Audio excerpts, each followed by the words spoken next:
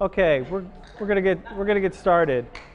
Um, what I've heard in some of the past sessions, I wanted to shift a little bit and be a little bit more tactical with you than way up high and strategic about what we do with this session here. We've talked a lot about business plans. We've talked a lot in other sessions. We've talked about forming your business and thinking business in terms of running a business rather than being a business. And so apologies to those of you who were in the previous session because we touched a little bit on this, but I'm going to start there. Is that let's say for giggles that you guys wanted to start a business tomorrow, a local business, maybe a local shopping business. You're going to sell shoes in your market. So how would you then go to market? You would build a business plan. You would say what you expected to earn from this, how you would incorporate, and then what you wanted to get out of it as the sole proprietor. And I'll talk a little bit about all those areas. But really what you would be also thinking about is, for me and in my work, what's always the most helpful is to start by thinking about your exit strategy. The minute that you get into thinking about how you're going to go into business, thinking about what is my exit strategy, because that paints the picture for, number one, what success looks like to you. If it's, I'm going to write about food for the rest of my life, and then my children are going to take over this lovely brand I've created and be wealthy for the rest of their days. Or if it's, I'm going to build this business until someone comes along and gives me $5 million to go away, which is also a lovely exit strategy. But exit strategies are also all about, do you want to go into mergers and acquisitions? Do you want to become part of somebody else? It is an acknowledgement as, I used this last year during Supercamp, a line from the movie Phenomenon, where he says, everything is on its way to something. If you think in terms of your business as an exit strategy, you start to think of the steps you're going to take along the way so that you know when you've actually hit your milestones. And that is really the beginning of any kind of discipline. Before you implement anything that Eleanor talks about 2-4 sell or the perfect day of selling or anything like that, you need to know what your business is, who your customers are, who you're serving, and what that's going to look like on the other end of that when you decide that you're going to go off and do something else or a bus decides that for you. So when we talked about the business strategies, I thought it would be a lot more helpful in this session, given how we've talked about it, that rather than me talk about that and you pretend to take notes while you're not, because I was sitting behind you before, we actually talk about the business plan. While Emily talked about her 30-page business plan, that sounds like a great short story to me. I like to go a little bit smaller, but longer than a tweet, right? All right, so we developed this form, which is not a complete business plan, but is a starter for a business plan because it will focus your thinking into what you are going to do, what problems you're going to solve, who your competitors are, who your partners are, strengths, weaknesses, opportunities, and threats, and a scaling system that can rate yourself against your competition and against the known competition and foreseen competition. That is all you need to get started on a business plan. As long as you have that and you're able to share that with your team, with yourself, you are farther along than certainly most publishers in this space.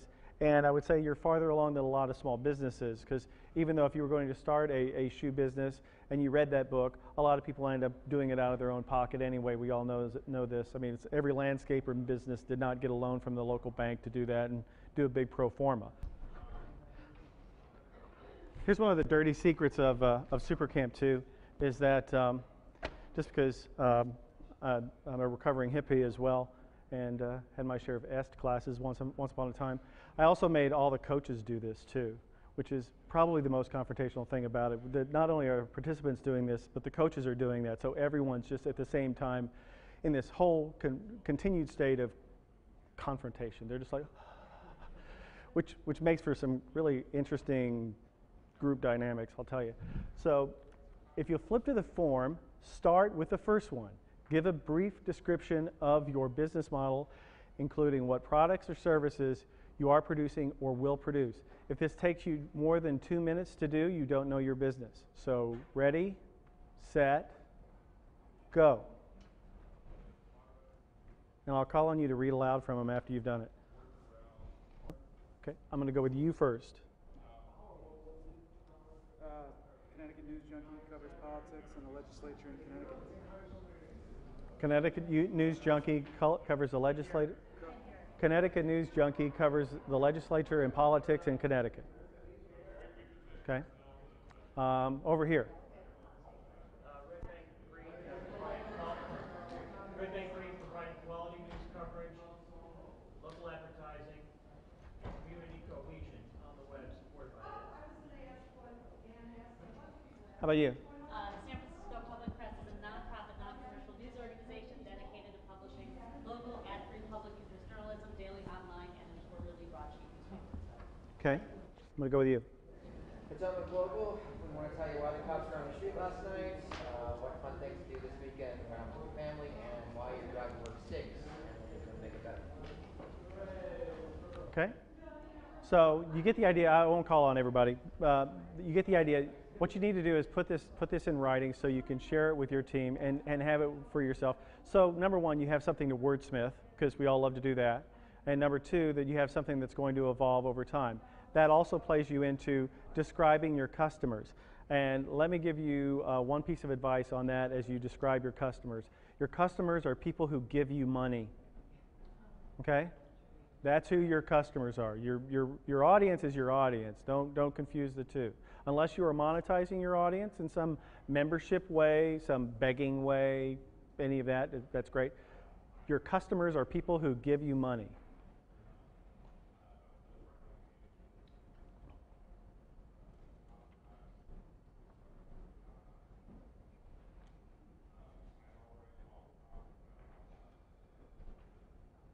Okay, we'll spend a couple of minutes on that, and then because I'm going to ask some questions around that, and then I'm going to skip to something again.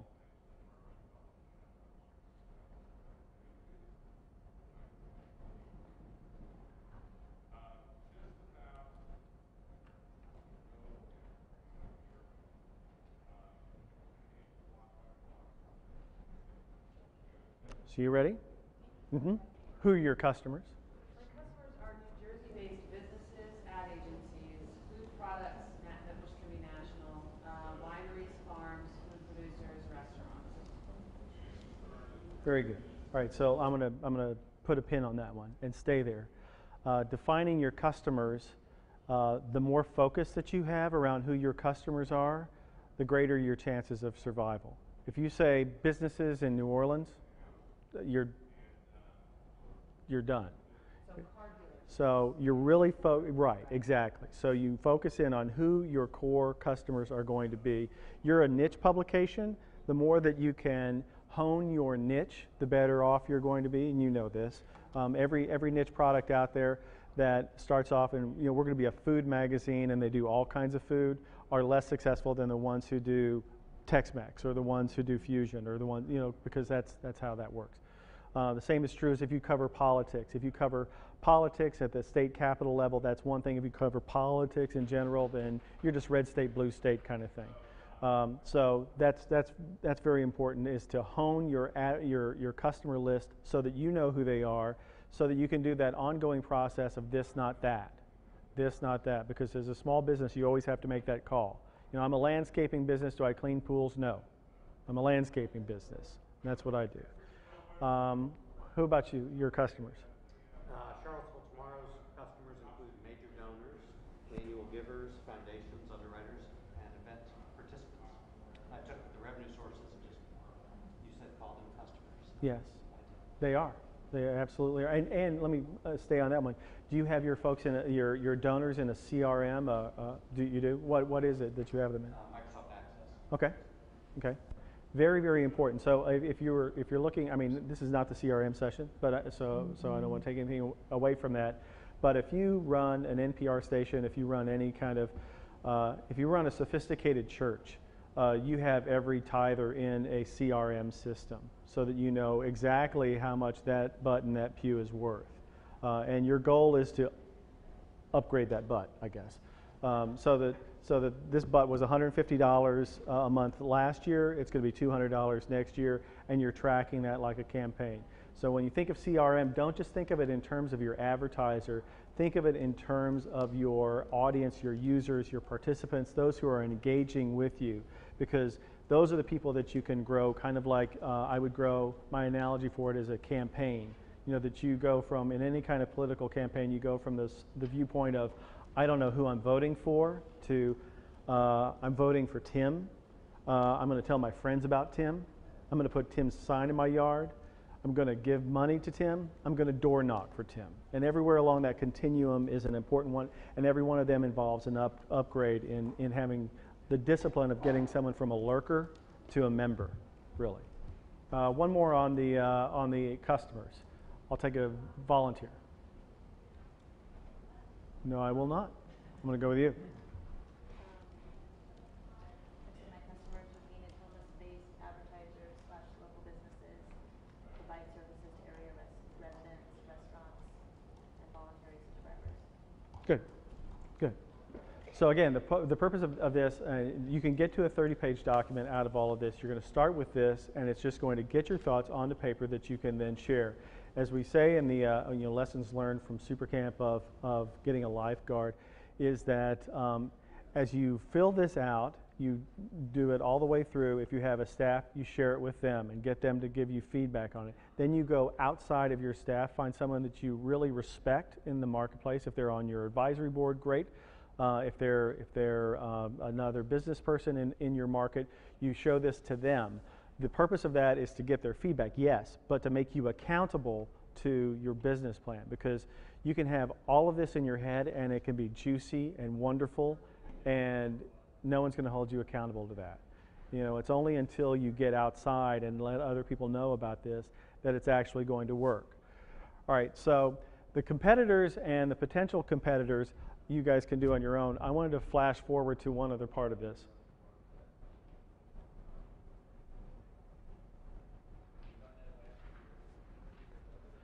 That's on the second page of this, your basic SWOT analysis.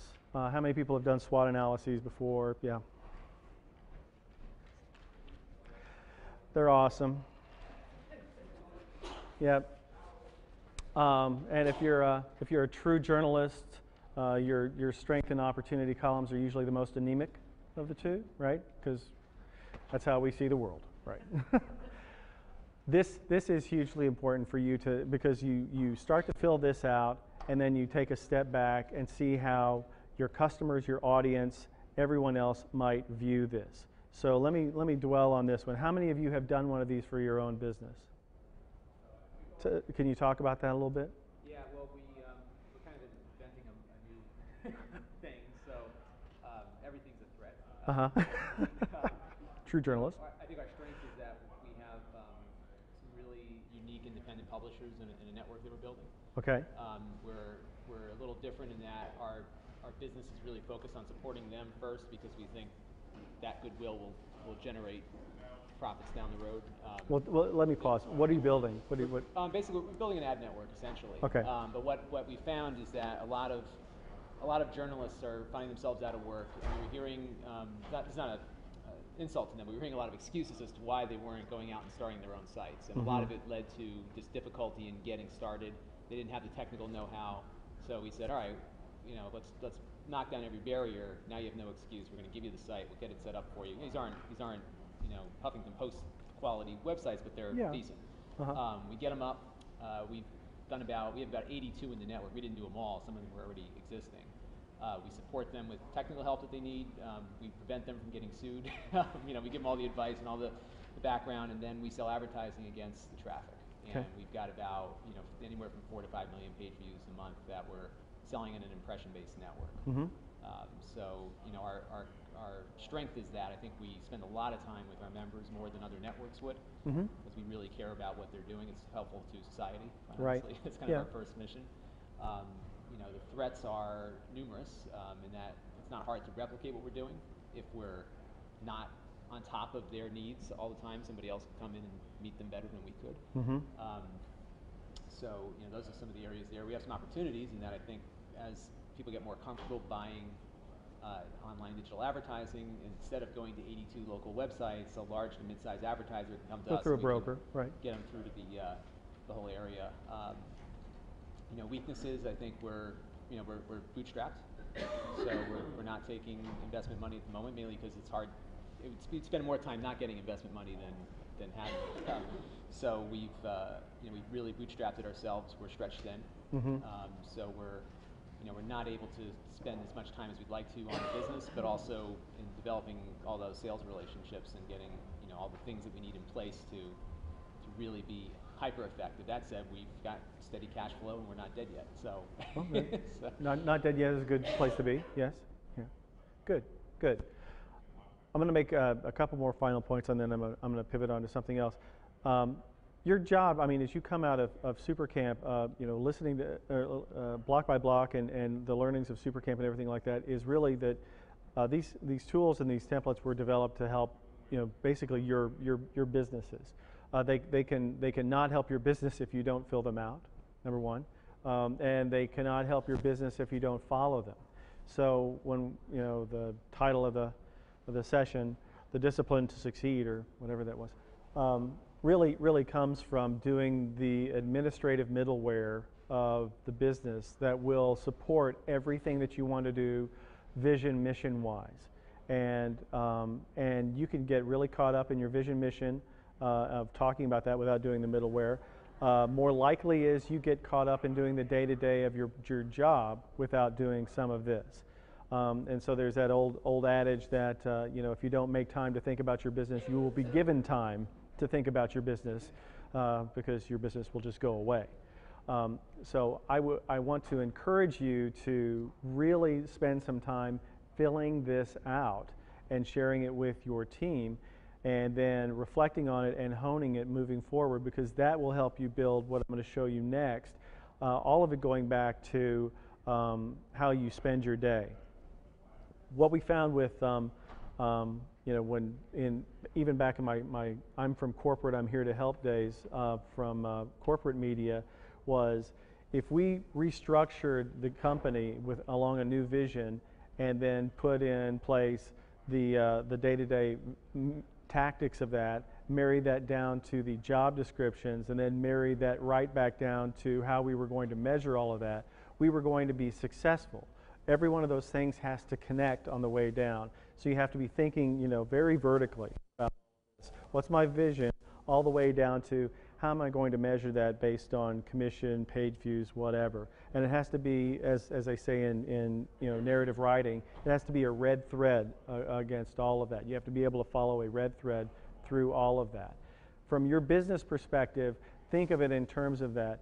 The first thing you wrote down about what you are, how are you going to measure that success all the way down to your freelancers, to the people who are selling against that, and make sure that every one of those pieces marries up. The next step of all of that, really, for us, was doing what's at the base of the page, and doing this kind of analysis where you look at what's your existing product compared to your competitors, and how do you stack up. And this is the time to, if you're a drinker, to take a slug of whatever is your poison of choice. Do it in front of a mirror, kind of like you used to do in college, where you're like staring in the mirror. It's like, who am I? And fill this out as honestly as you possibly can, because this will show you where your real strengths are, where your opportunities are, and give you a chance to have a clear-eyed view of where you see your business against all of this. And again, all of this stuff seems, and I say this every time I do this, all this stuff is really basic. You can get this anywhere else. The problem is you won't do it. A lot of people know this stuff intellectually and will never do it. It's like I absolutely know that if I didn't have a second beer tonight at the cocktail hour, it would be much better for me on the whole, body fat ratio goal I have. But I'll probably have that second beer anyway. I know it. It's a question of whether you know it and do it. So having this kind of thing and then having someone hold you accountable to it is really important. So how many of you, we asked this earlier, how many of you have what we call a lifeguard? Someone you call on regularly to talk about your business? Andre does. I'll get to you. Tell me a little bit about yours. Tell us. So, big voice. We had a lot of kind of informal consultants and people advisors when we started, but about 6 months in, we decided to form an advisory board, and that has really been awesome, and we meet about quarterly as a group, but we have a specific need, we'll call 2 or 3 of them depending on their area of focus, and meet for beers and just brainstorm. Mm-hmm. And they've been fabulous. And that's accountability too. Are you for profit or not for profit? For profit. So the advisory board, is that? That's non-paid, ours is voluntary. Yeah. Beers. Beers, Beers. we, Beers is good. yeah, did pastries in our morning meetings and. Yeah, I'm not too. Like us. When I say advisory board and things, I'm really not a stickler for official definitions of. I mean, Jay's on an advisory board for JRC and Digital First, whatever the definition of that is. All I'm talking about is you have people who you are not paying, who are interested in your success, but also intelligent and self-aware enough to say that you're full of shit at any moment, and that's who you really want. Yeah, yeah. Well. But we say that with love. We do. Andre, tell us about who your lifeguard are. I've got 2 primary ones. Mm-hmm. One of them is in New York. Was a program director for a challenge Mm-hmm. project. She's been very blunt and very helpful in that regard. And then locally, one of the reasons I've been forcing myself back out is because one of our strategic marketing consultants in town, one of the first guys I knew in my former life in economic development, and he's just started recording me like once every 2-3 months in a coffee shop and saying, okay, what are we doing? How are you moving forward with Right. this? That kind of, and both those conversations have been extremely helpful in trying to put things back in their place. That's really it. So it's the I hate to go back to the YMCA model of this, but it really is. You train on your own, but you have a personal trainer that you see like once a month who comes around and says, "Wow, that technique is awful. How long you've been doing that?" Just so you can throw those weights around. It's like, here's how you're really supposed to do it. And then you're like, okay. That's what you really need, is someone who's going to snap you to plumb on a regular basis so you can keep going. And that's why when you do something like this, I end up tending more toward short rather than long on describing these, because I know that I'm going to revise them often. I'm going to keep coming back to them, and you're not going to be judged on your flowery prose on these things. You are going to be judged on how clear-eyed you are about all of this, and then the finances that are underneath that, which I'll talk about. Just a quick question. Uh-huh. So for number 8, would that table be for each individual competitor of yours? That you would fill out that table for each individual competitor? That's how that's how where I've done it. So where Yes. you are and all those different things. Mm-hmm. Yeah, and that's what that way. If you're a real data geek and you're competitive, and if you're not competitive, you're not a publisher, right? So you look back on all of that, and you can see where you're making some movement against your competitors, and more importantly, on something like this, sharing this out with your lifeguard, and maybe every 6 months or so, asking your lifeguard to fill this out for you. How do you think I'm doing about this? I did a stint for 4 or 5 years with market research company, media, television, newspaper, internet, and we did a lot of audience surveys, kinds of things. And what Steve Jobs said about focus groups and things like that are absolutely true. People really don't know what they want until you give it to them, until you delight them and make them whole. So a lot of times doing the market research to get these answers is not going to help you as much as just being really focused on knowing your business and having a couple of good lifeguards who can then reflect that back through a slightly different point of view and say, here's the corner you're not seeing around. Now, any other questions on these? All right, then yeah. Like TV stations,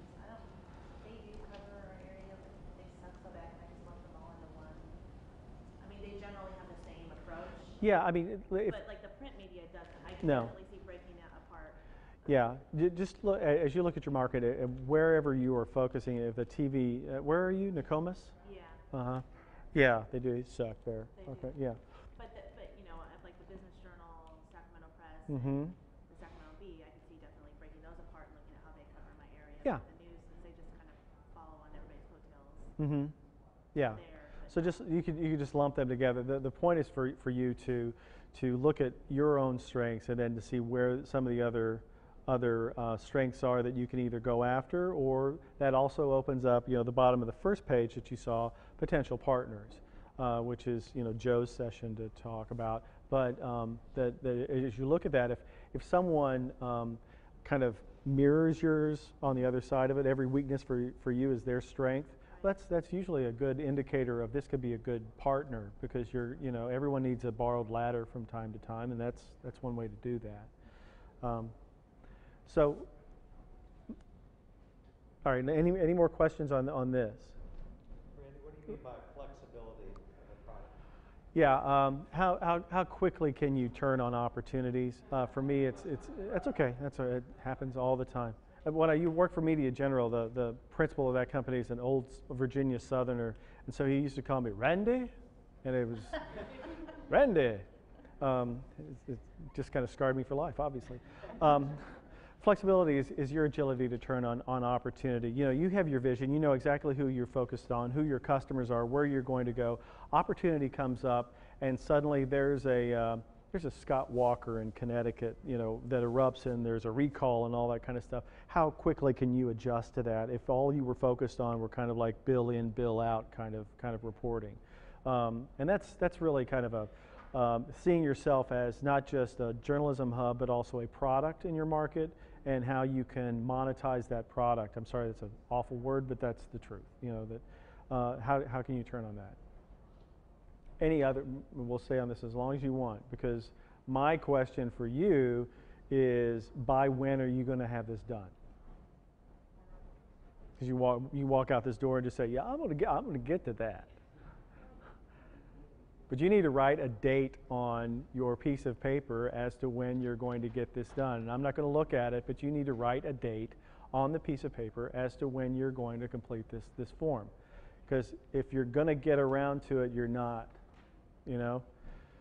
One of my dad's favorite sayings was, if you want to find someone to get something done, find the busiest person in the room, because the person with time on his hands ain't ever going to get around to it. All right, so you got that? All right, now let me pivot on to one other thing.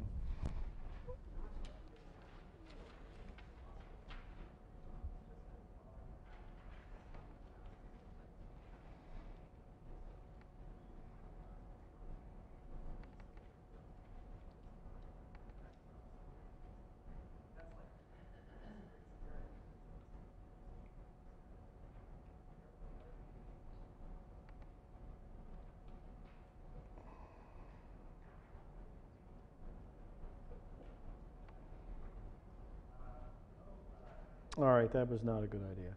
Hang on.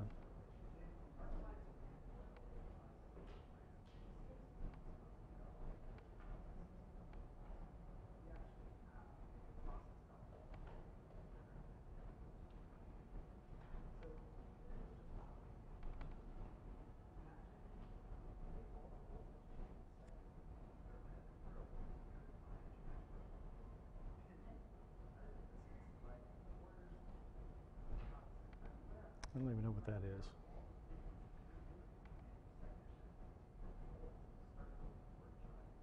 Jennifer Research Contact List? That's not mine.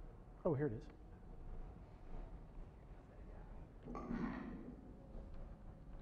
Well, I'm trying to stay away from that stupid thing. This is the annoying, no, here. So this is really where the rubber meets the road. Let me try to botch that cliche again. We developed a spreadsheet for a 100-day plan that came out after you completed this with the date that you wrote down. What we led people in SuperCamp through, and what I've led a lot of other companies through, is now to create a 100-day plan that has tasks with due dates along every line. So say that your goal is to diversify your revenue stream. You're going to go from 45% banners, 25% network, the rest other, into something else. You really want to start using a tool like this on a 100-day basis so that you can start holding yourself and your business accountable to it. This is something that we'll share with you. This is something that in SuperCamp and then again in CJET, we spend a lot of time because you have to go deep and you need a lot of, sometimes you need a lot of coaching to get yourself to do this. Because what you'll tend to do, one of two ways, depending on your personality type, you will think you're Superman, number one, and so you're going to save the world in 100 days, and that whole carbon footprint thing is not going to be a problem anymore, and all the oceans are going to be teeming with whales once more. And I'm sorry, you're going to fail. The other side is you're going to be like B.J. Upton on my beloved Tampa Bay Rays, and you're just going to dog it. You know, you're just not going to show up, and then you're going to hit 3 home runs in one game, and then you'll throw everything off. This is as important as anything that you do, because if you start off with your business plan, then you know who you are, where you want to go, how you want to get there. But this helps you develop the steps individually, one by one, that gets you there. And by this I mean, again with the red thread, that every one of these things lines up to your overall vision, your overall mission, your goals, your exit strategy, but it does it in 100-day increments. And the reason, and just a moment, and the reason I formed these things around 100 days and led SuperCamp folks through it on 100 days is that it's true of anything, that if you can do anything for 100 days, you can do it for the rest of your life. I don't know if any of you have ever quit smoking. If you quit smoking for 100 days, you will not smoke for the rest of your life unless you have bad influences. You know, any kind of physical regimen you get on for 100 days, you'll do it for the rest of your life. I'm a writer, write for 2 hours a day. You start that, you know, in the morning, you do it for 100 days. Guess what? It's a habit now. And so at the end of 100 days, that way you reevaluate and you start another 100 days, and that's how you move forward. I have found this to be the best way to hold yourself accountable, hold your business accountable, and to discipline yourself to work in digestible chunks that will help you get there. But the end goal is, if you do it right, you are unrecognizable from what you were at the beginning of the 100 days. And I'm sorry, you had a question. No. So with something like this, and again, these are tools that we've used before and used with SuperCamp. We'll use with CJET. I use them with companies that said, you know, well, we can't sell any digital advertising in our market because we're different. You know, that's always my favorite line. Anytime you go into any kind of market where they say, well, you may have worked in a lot of other markets, but we're different here. No, sorry. You know, you're 98.4% the same as a mouse genetically, so not that different. These kinds of tools end up holding the organization and the individuals accountable, and then you can spin out from this. If you haven't done the business plan, I'm guessing that you haven't done one of these, so start with the business plan, hang out for a long time with the business plan, and then start looking at 100-day plans like this. This is my format. It's not particularly by any stretch the best format, but it ends up putting in contingencies, things that tell you whether this is going in the right direction, the wrong direction, and most importantly, if you have a lifeguard, it gives your lifeguard something to say, what's this thing going on here around day 30? What's that? You were supposed to be here and you're like down here. What's that going on? So that helps you stay accountable to that. So again, you know, when we talk about the discipline to succeed, it really comes down to making sure you have the right structures in place for your business to hold you accountable to it, to make sure that you know what success looks like when it happens. Because how often do we, you know, say that I'm going to do X, Y, and Z, and you don't define the end goal, so you don't even know when you've reached it. This helps to do all of that. If you were launching a if you were building a McDonald's in your local market, you would have a 100-day plan behind it.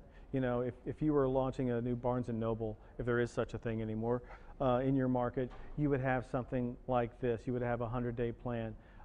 Just marrying up the best of project management tools with your business goals, your business plan, your business structure is, in some cases, the only difference between success and non-success. So let me pause on this and answer any question. You can't see it all, and you'll see it later. It's part of your package, but let me answer any questions about 100-day plans. Yes. Is that blank template available somewhere that people can plagiarize? Yeah, it'll be shared with you guys. It was supposed to have gone out with the original document, but I don't think it did. But it will be sent out, and it's again, it's when you open it. If you're Andrew can attest to this since he went through Super Camp. This getting started on this can send you into a bit of an existential crisis. Yes, Andrew? Oh, yeah. Yeah, okay. But the other side of it is your roadmap but you kind of have to go through the breach to make that happen. Yes. I've always had a problem with setting goals. Knowing what is, am I being too unrealistic? Am I being too ambitious? Am I setting myself up for failure? Or am I being too conservative? Am I not pushing myself hard enough? Is it all guess? Is it a formula? Is it... You want to take some of it? No, I don't really have an answer, but the first time we met with our business coach, she told us about the law of abundance and basically you have to see it. You have to believe it if you want it to happen. I know, and I don't mean that to sound Pollyannish, but it does help. I mean, you can't go into it thinking you're going to fail. And so Yeah, like I said, I mean, there's two ways to come about this. One of them is Superman, and one of them is B.J. Upton. And so don't be somewhere in between. They should be ambitious enough that you are inspired by it. And if you're not turned on by it, then don't do it. But it needs to be discreet enough that it is accomplishable. So again, you may not replenish the whales in the ocean, but you're going to clean up your beach. And you're going to do your part. I think the first 100 days is probably, I like to work off of history and, knowing that I can, so at the very beginning it is kind of just guesswork, and then that whole readjustment, adjust your course, figure out what you are capable of and what you could have done more of. Right. Right. The 100 days also goes to some stuff out of, that little bit of madness that the entire industry went through with Clay Christensen and all that stuff with, the innovator's dilemma and all that. But one of the best things I still take away from all that is the revectoring piece of it. That don't do things over a 3-5 year delta. If by the time you get there, the world has changed so irrevocably that you're standing in a place, you're standing on an iceberg. You need to have it in discrete chunks. So it's like after 100 days, oh, the world has changed. I got to go this direction. Oh, I got to go this direction. But not to the point that every morning you are waking up, what's that? 500 first dates or whatever, where every day's the same freaking day, and you're just making up your mind all over again. Do you recommend that you maybe look at analytics over the past year? And she asked a question about a formula. Mm-hmm. And obviously it's not a set formula, but have that drive your guidelines and set the bar. Yes. Yeah, so I am gonna pick on Andrew for a little bit on this one. That in building a 100-day plan, you looked at what and what to help inform it. Sorry, I'm responding to emails, so I didn't catch it. What helps? What kind of data do you look at to help you so that you're not too pie in the sky, but you are kind of grounded directionally? Yeah. Also, the 100-day plans that we worked out I worked out included events, marketing, and advertising sales. So we were starting from zero. So what we looked at was what are our revenue what we need to get out of them, and we back down from there. I mean, a lot like the advertising, the sales, of course, like we saw earlier, yeah. So the data that we used for the event, for instance, was, all right, well, how much do we need to make out of this event to make it worth our while doing the event at all?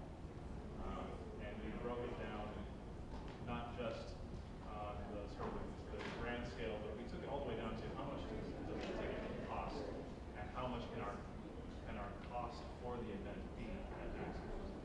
And basically the cost determined how much the ticket price was, and we played with that a little bit to make it, reasonable for a consumer to buy. So it's, I don't know if I really answered your question. But No, I mean, that's it. That's it. So. That real detail about. Right. So I mean, you have a body of evidence behind you. You know, you have your wake, that is directional in some cases. If you say you want to build a new niche product, then you look back over your wake and say, okay, there's a lot of page views in that area. There's obviously a lot of interest. There's some advertiser interest in that area. There's enough to support that this just needs a little booster fuel to get there. But you also need like one part pot smoke out of all of this. I mean, you need to like kind of blue sky the whole thing too, because if you do everything based on your past analytics, you're not going to see beyond the next corner. So you need to be able to step out of your skin a little bit to envision what that is. So even if you are from Jersey, you can look back over your wake and say, directionally. Directionally, this is going this direction, and I think if I just really up my game, I could get to that. And again, all of these things are, you do the business plan so you have something to push against. Emily talked about culture. You're a lot of you are one man, one woman bands. So the culture is your personal culture. Even if it is just you, it's good to get that down on paper somehow. Right. That's right. It's like the old, it's like the list you have on the mirror that you look at in the morning, or any other device you may have used over the course of your life. I mean, this is all this does. And then when other people say, what you're doing is really exciting, I want to be a part of that, you say, well, what I'm doing is running a business. Don't just look at me, look at my business. Here is the plan. Here's our metrics, and here's our current 100-day plan on where we're going off of this. Because that, again, the difference between being a business and running a business is having stuff like this to point at that will stand up even if you come here for a couple of days, right? So any more questions about 100-day plans or the business plan? The question about abandoning things. Abandoning things? I look at abandonment, I had a site that I ran for a while that started off great, and I had to come off the clouds and realize that it really wasn't working out. Couldn't sell it. So we killed it. Hard decision, because there was a lot of love and effort put into it. When should that decision-making process begin, as far as to really decide, am I going to keep just running in circles, or? Yeah, I think what this is one way we do it.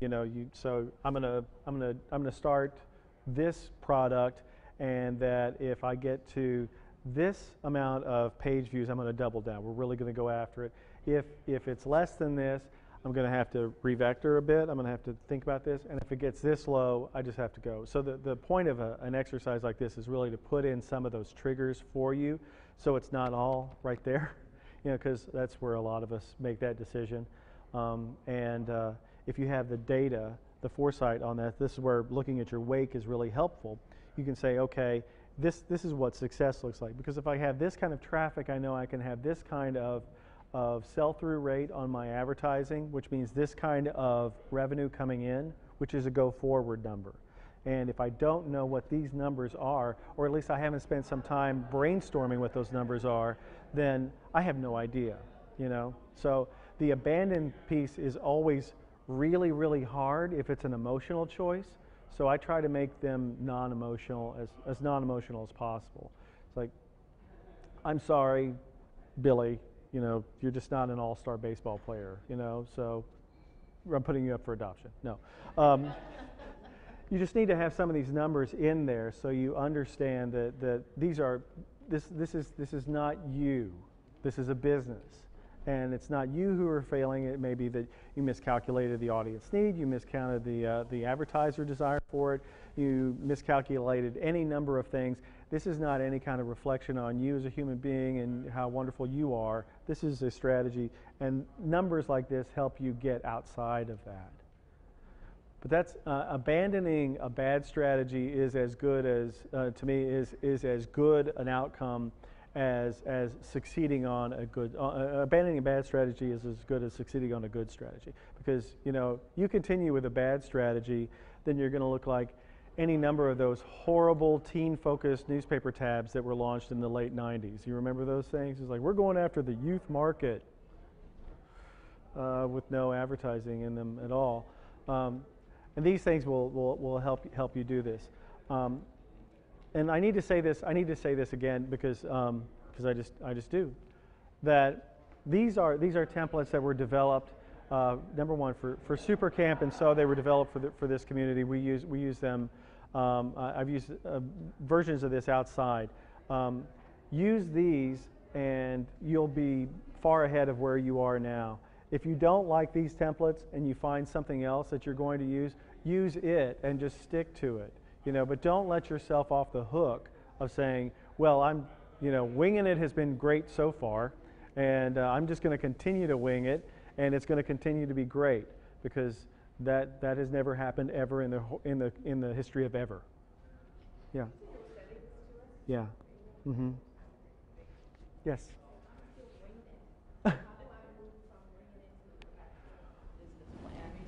Yeah, all right, so you start with the Word document that you have in front of you. You fill all of that out, right?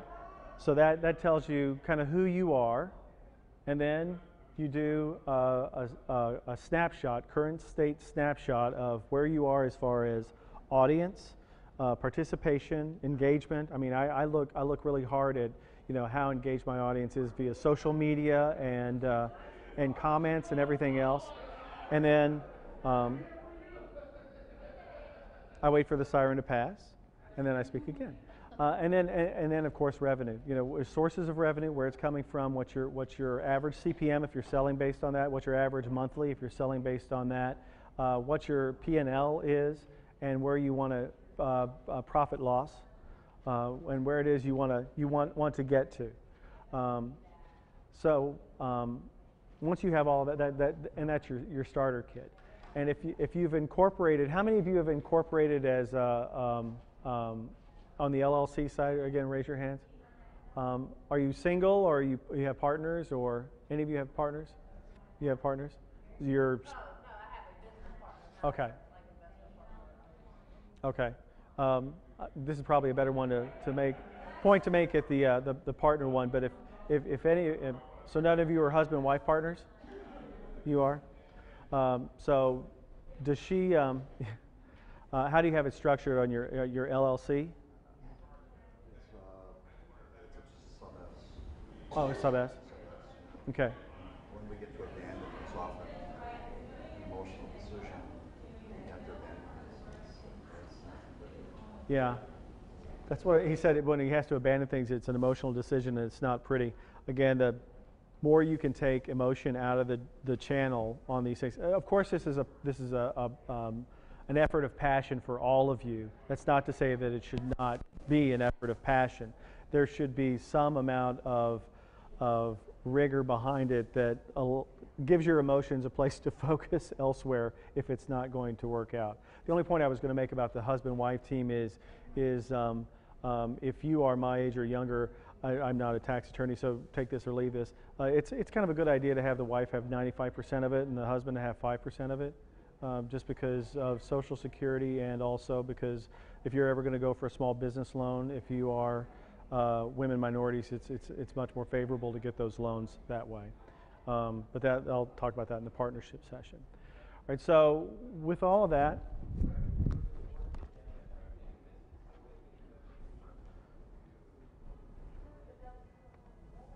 you're going to start with a book, right? You're going to start with a book. It's got all the documentation. You're going to read it. You're just like, I'm a business. I'm a business, now I'm going to run a business, and I'm going to make that kind of pivot. It's very important. And then build your business plan, then you're going to build your 100-day plan of where you're going to go. After that, things start to happen pretty incredibly fast for you. And it's also a good thing to have so you can look over yesterday and see, look who I was yesterday and look who I am today in my business, and it is moving forward and moving forward and moving forward. And with that, I think I'll spend the last part of this session just answering whatever questions you have, or giving you some stupid publisher quotes. Always would love to believe that maybe it's true that you need numbers to sell ads. An audience. So I've been working the last 2 years to grow an audience and have not been doing the selling ads on revenue streams. But is some wisdom also that the ads can drive also traffic to family streams. So at what point do I say, okay, I've got to venture out into, I guess we talked about this about Matrix the last session. When do you feel like you've arrived? When do you feel like, okay, this is a business, this is ready to get into this? Like you said this morning, is it a hobby? Am I going to turn Right. it into a business? What is it? Well, I think yeah, she's asking at what point do you want to build an audience first, and then once you build an audience, when do you know that you have enough audience to start selling advertising? And I'm going to take a cheap shot at Eleanor and say, Eleanor, what do you think about that? So, I think it depends on the audience segments from who's making the same stuff. And speak a little louder. We've got the nation of Howard over here. So I think it depends on your audience segment size and what your content is. So I believe there are ways to say, well, there may be there is an audience segment in many cases that is a great match to a number of advertisers. I think your strategy around sales adjusts. So until your impressions are there, you have lots of volume. That's why you'll see folks who start with a flat rate based amount sales or sales share or sales position, right? Sales agency. If you can do that because you're building an audience, but your content is meaningful, and when you do that, you go to market with numbers that look more like audience engagement, time spent, frequency of site visit, those things that say, hey, look, I have this loyal and engaged audience. They're meaningful. They are enthusiastic. They are whatever that might be. And you pair that to an ad manager. When you get breadth of audience, you can start looking at whether or not you can adjust ad strategies to CPM-based models rather than adjacent-based models. And of course, I think there's a formula that you have to go through to say whether you're mitigating risk, you make that change. In some cases, there's actually greater profit and benefit in some of those adjacencies. You can, in some cases, charge higher rates just for an affiliation with that audience than you may be able to charge if you use CPM-based. So you have to gauge that, right? Mm-hmm. But I don't think that you have to hold back. I think that when you decide you're right. I'm not attracting a general audience. I'm not expecting to go viral and successful. Our target audience are neighborhood activists and neighborhood associations. People need to know about what's going on at City Hall where they make it. So, I think I'm doing okay, but the numbers should be bigger. Do you believe there's value in your product? Absolutely. There you go. There you go. And I did it for a long time. But there is. There you go. Mm-hmm. I didn't believe in my own product for a long time. Yeah. And things. And it could be better, it's not this, it's not that, it's not local, it's not side, it's not all this stuff. And I tend to stop and just say, okay. But I'm proud of it, and it's good. And I need to start selling it to other people. There. You? I just wanted to ask a question and maybe make a comment because my wife and I have had our website since 2006, and we operated without growth for about 3 years, so I'm a little embarrassed. The 100-day thing is great and everything. We're probably on our 5th or 6th version of our advertising, but the fact that we maybe didn't grow for a long time, we weren't operating at a loss. We weren't spending money, and I mean, if people are spending money, obviously we got it. I mean, we wouldn't even be operating the site if we were actually losing money on it for a long time. So like the second income is always like the key. Mm-hmm. And I mean, guess I would just say that if you can reinvent yourself after 100 days of failure without losing money, then I would say give it another try. Yeah, you know?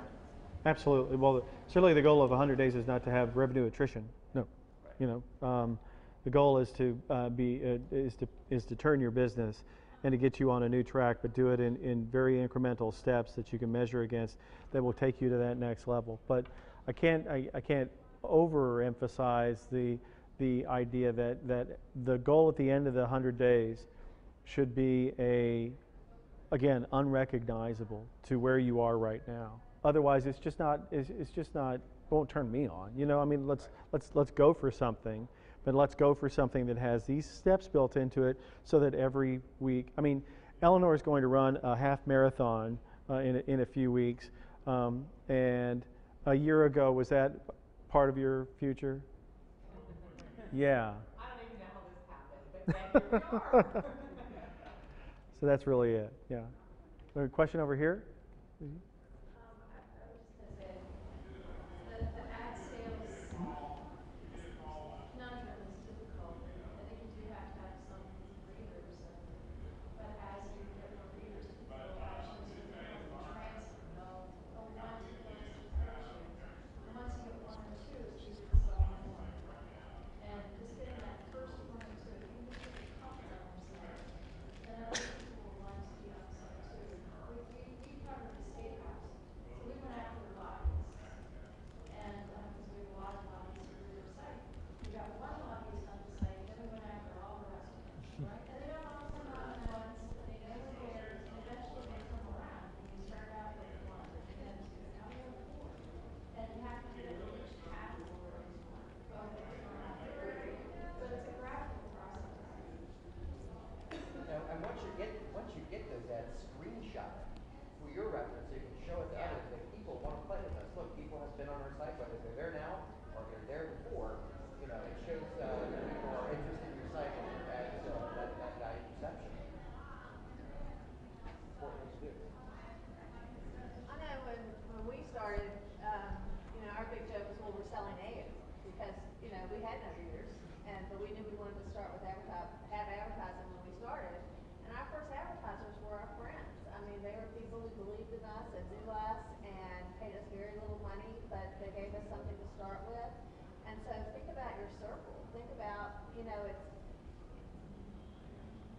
there's people out there who love you and love what you're doing and have something that, can get you started. And not only that, also just having ads up on your site Will attract makes it others. look like you sold.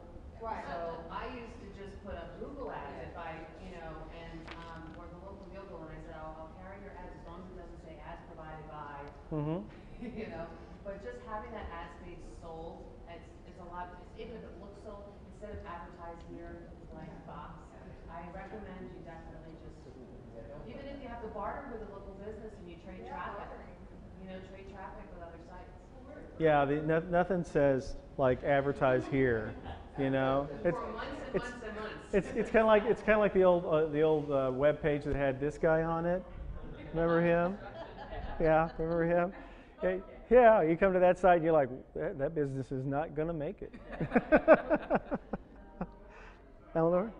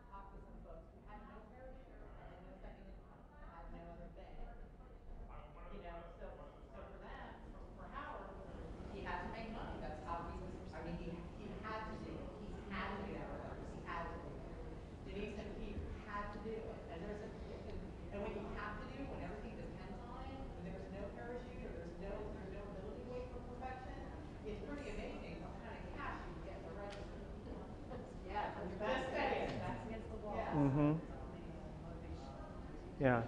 All right, so I'm going to close out with a renewed prompt for you to have a date written down where you are going to have this filled out.